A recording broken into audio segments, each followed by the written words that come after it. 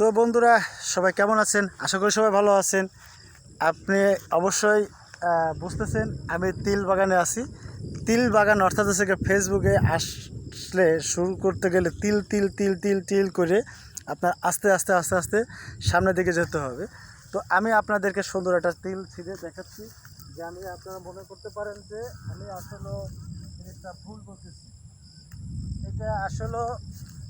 এটা বন্ধুরা, আপনাদের এটা হচ্ছে ভুল না, এটা হচ্ছে এই যে সেই তিল আমি দেখছেন আপনাদের সামনে থেকে ছিঁড়ে নিয়ে আসছি। এই যে হচ্ছে তিল বাগান, তিল বাগানের সুন্দর তিল ফুল।